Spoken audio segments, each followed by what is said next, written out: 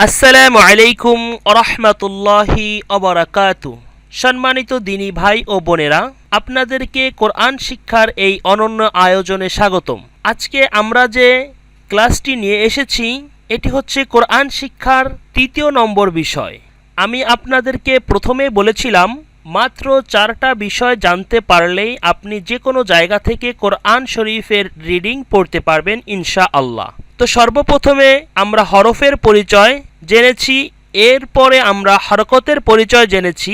এখন আমাদের সামনে যে ক্লাসটি এসেছে এটি হচ্ছে তানবিন সম্পর্কে। তো চলুন কথা না বাড়িয়ে আজকে আমরা এই ক্লাসটি শুরু করব। তো শুরু করার আগে আরেকটি কথা, সেটি হলো যদি আপনারা আমার এই চ্যানেলে নতুন হয়ে থাকেন তাহলে অবশ্যই সাবস্ক্রাইব করবেন, আর যারা সাবস্ক্রাইব করেছেন তাদেরকে অসংখ্য ধন্যবাদ।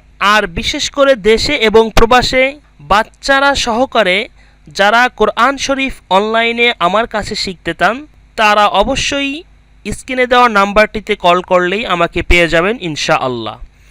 তো কথা না বাড়িয়ে চলুন আজকের এই ক্লাসটি শুরু করা যাক।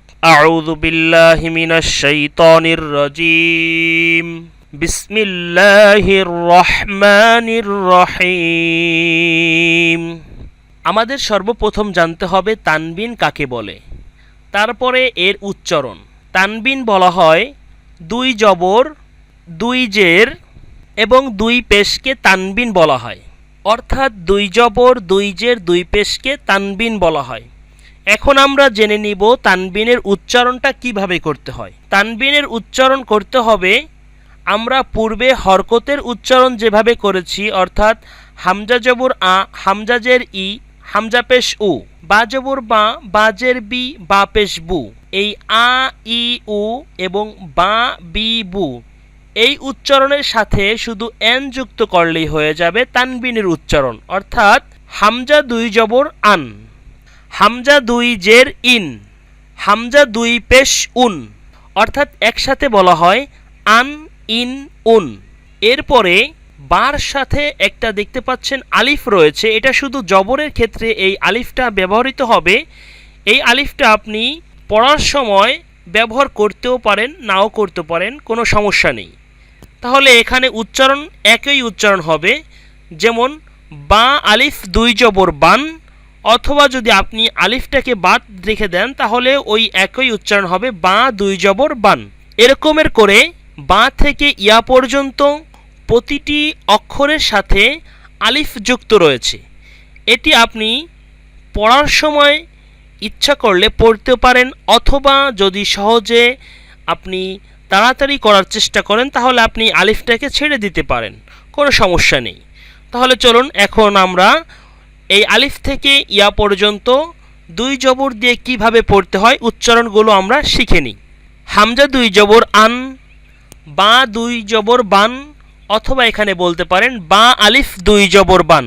তো আমরা বা আলিফ বলবো, যেহেতু এখানে আলিফ রয়েছে আলিফটা আমরা সাথে করে বলবো।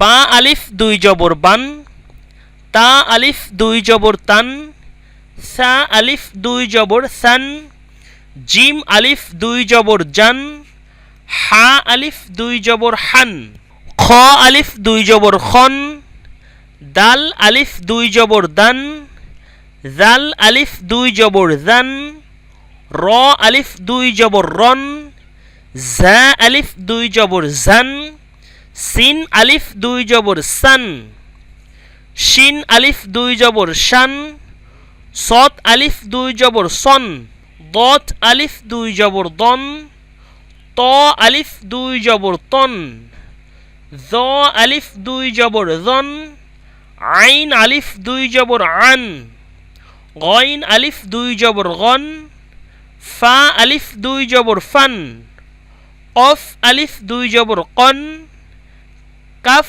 আলিফ 2 জবর কান, লাম আলিফ 2 জবর লান, মিম আলিফ 2 জবর মান, নুন আলিফ 2 জবর নান, ওয়াও আলিফ 2 জবর ওয়ান, হা আলিফ 2 জবর হান, হামজা আলিফ 2 জবর আন, ইয়া আলিফ 2 জবর ইয়ান।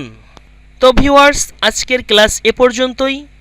পরবর্তীতে আমরা জের সম্পর্কে অর্থাৎ 2 জের সম্পর্কে আলোচনা করব। সেই পর্যন্ত সবাই ভালো থাকুন, সুস্থ থাকুন। আল্লাহ তাআলার কাছে সেই কামনাই করি। আসসালামু আলাইকুম ওয়া রাহমাতুল্লাহি ওয়া বারাকাতুহু।